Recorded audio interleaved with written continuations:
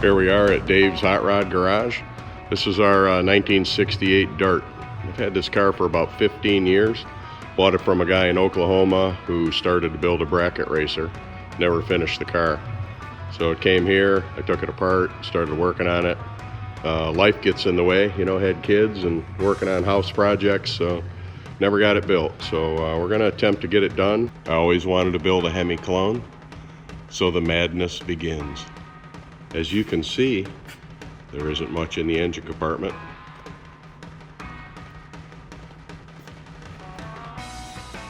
There's no interior. And a giant hole in the trunk where the fuel tank should be. Here's a shot of the engine. As you can see, it's empty. A bare cross ram. Nice little aluminum valve covers.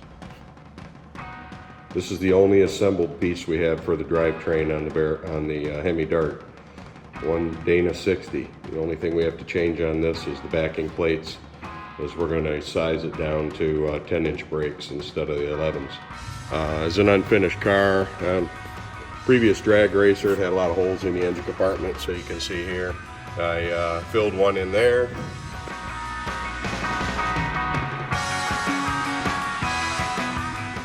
The next item we're going to tackle is the clutch and brake pedal assembly.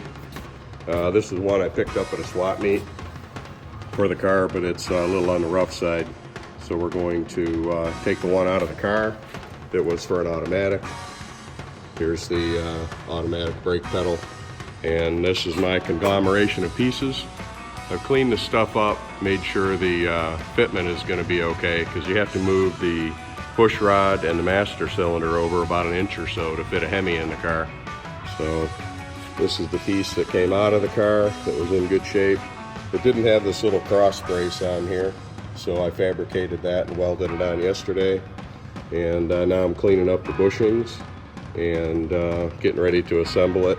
This is the adapter that moves the master cylinder over. You can see the difference in the bolt pattern. This is the original bolt pattern for the firewall, and the center used to be about here. Now you can see it's moved over to here. I wanted to show you real quick the difference on the master cylinder and the clutch and brake pedal assembly. So as I walk over to the fixture table, you can see I've put the clutch and brake pedal assembly, lubricated the bushings with a little bit of white grease, and got everything lined up. And so here's the difference on a Hemi A body. So on a normal A body, the push rod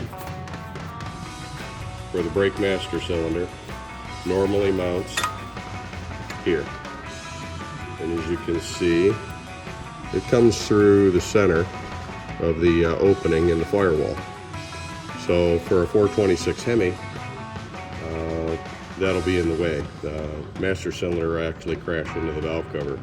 So if the engineers at Chrysler figured out if you take the rod, move it over to the other side, it gets extremely close to the edge, but it still works out okay. And you just mount it on the other side of the pedal. That gives them almost an inch of additional clearance, so it doesn't hit the cover. I'll put this together with the plate on it, and you'll be able to see the difference. Or maybe you can see it right now, how far offset the hole is in this. This piece goes on the outside, the master cylinder bolts to it, and so it ends up going on the car like this. We're going to get everything cleaned up, assemble it, and put it in the car. This is one of the first things that goes in the car. And this is Tucker. Hey Tucker. Tucker's our mascot.